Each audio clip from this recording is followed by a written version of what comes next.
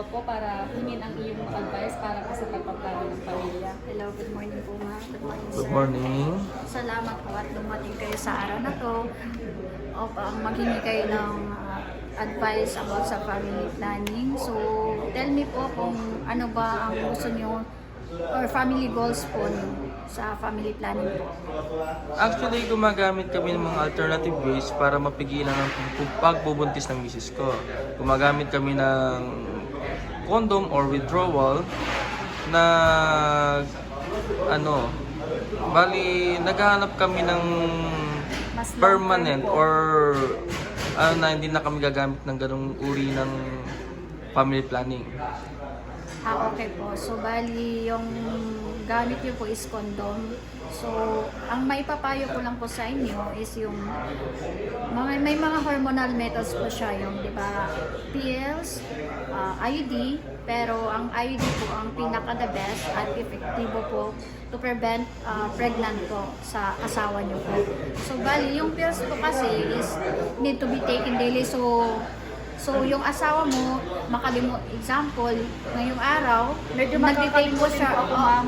Kaya nga po yung pills kasi, pag nagtitake ka ngayon, pag bukas naman, nakalimutan mo for the other day, ayan, problema, di ba? Problema po sa asawa yan. So, bali, how do you feel about this option po? Sa akin po, ang concern ko po yung hormonal methods po, yung sa side effect po niya, ma'am. Actually, may mga risk ba tayong kailangan i-reconsider dyan kung gagamit kami yan? Meron po. Balik concern po yung tanong nyo po, diba? Yung mga side effects po sa IUD. Merong yung mga kliyente na may mga side effects na ganito, ganyan na ay tumutusok daw yung IUD pag nag-IUD yung pasyente. Tapos yung pag-deliver naman ng baby ng nanay is andun na, nakapatong na yung IUD dito sa noo, di ba? Or sa ulo ba, ganyan, mga, yun, di ba? So, pero naman po is yung IUD talaga is pinaka-epektibo talaga siyang gawin at procedure at gamitin na family planning kasi nga lumulong last po ito ng 10 years. So, would you like other information po about sa IUD kung gusto niyo po? Ano bang benefit sa makukuha namin dyan? Kung bakit kailangan namin procedure to yan? Ano po? Pakiulit nga po.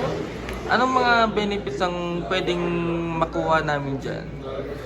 Okay po. Ang IUD po kasi, isa pa is hindi po mabubuntis yung asawa mo.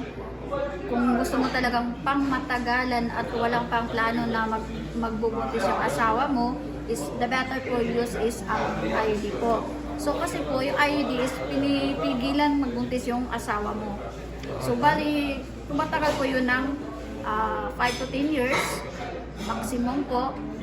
Pero kung gusto mo naman uli yung asawa mo na or gusto ng asawa mo na magbuntis na, ready na siya na magbuntis siya para sa una niyong anak or pangalawa, tatlo, ganyan, pwede naman siyang i-stop yung i-remove yung IUD po. Ganun pala. So payag ka ba sa ganitong desisyon o Siguro pag-usapan muna natin sa bahay, medyo natatakot pa ako sa IUD, pero parang interesting yung pagkaka-explain ni ma'am sa atin. Sa lahat po kasi ng mga kliyente, pasyente po namin, ang ina-offer or ina-recommend po namin talaga or ina-advise namin sa mga pasyente is the best way po nga family planning is yung IUD po. Kasi nga, hindi na ka na mahirapang mag-take ng ganyan, ganito, ganyan. Yung IUD is safe talaga siya, di ba? Kahit ilang sex pa or ano pang kailan ba or anytime ba pwede mo sex, walang mangyayari, di ba? Walang mangyayaring buntisan, ganun po. sound interesting yan Natutuwa ako dyan. Sige po ma'am, maraming po salamat sa impormasyon binigay niyo sa aming mag-asawa. Pag-uusapan po natin ito.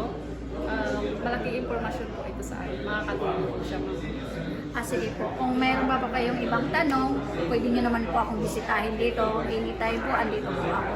At willing po din akong mag-a-advise kahit anong po gusto nyong panindan. Pero yan na nga po. The best po talaga ang IUD. Okay, sige. Ma'am, babalik na lang kami next week para sa mga approvals and checkups na kailangan gawin. Thank you, ma'am. Sige Thank you po, Thank you. ma'am. Thank you, sir. Thank you.